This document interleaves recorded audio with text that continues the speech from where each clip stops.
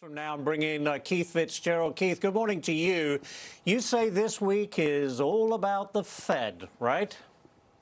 It is all about the Fed. Powell speaks, and unfortunately, it didn't have to play out this way. This guy has flip-flopped on rates, inflation, stimulus. Now we've got the transitory, non-transitory thing. So I expect it to be simply volatile, but it's also going to be a week of second chances, Ashley. And I think it's important to remember that.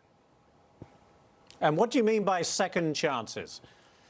Well, for example, there are a lot of investors who have missed some truly great runs because they've been scared on the sidelines. So Apple, Microsoft, for example, Tesla, maybe some of the EV choices, some of the financial institutions. If there's volatility, buy low, sell high is how the game is played. So over time, if you've got it, that's the perspective you want to look at this week.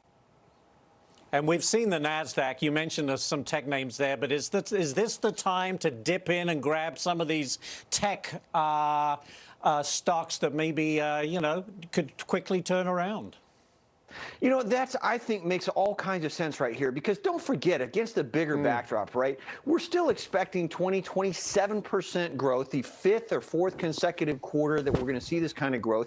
Companies like Apple and Microsoft, for example, may be growing at 40, even 50% a year in some business segments. So if you're worried about 5, 6, 7, 8, 9% inflation, look at a company that's growing at 35 or 40%. That goes a long way to helping you sleep at night.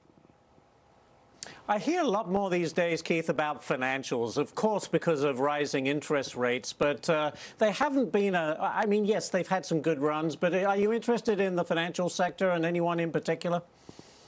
No question about it, Ashley. In fact, I own JP Morgan. That's my choice for this particular space. I think Jamie Dimon is probably the only CEO on the planet who really understands in the banking space how money gets made. They're also active in cryptocurrencies. They're working on digital payments. They've got a huge portfolio that is very well positioned, Fed or no Fed.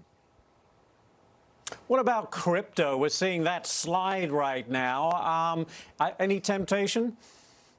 You know, I own some. I'm upside down and losing money on it right now, but this is a longer-term game for me. What concerns me about crypto right now is there's a lot of scared money out there, and what I mean by that is there's a lot of divisiveness in the crypto universe, the crypto community. It used to be unified, so that tells me that a lot of people are selling out. There's potential for manipulation. George Soros famously bought some cryptocurrencies last October. You know, maybe he's at work again. I don't know. What's your profit outlook like, Keith? You know, the fourth quarter earnings seasons get underway this week, but what's your outlook for 2022? I think we're going to have some good numbers probably through Q2. I think the Fed, as usual, is going to punt the ball at exactly the wrong time.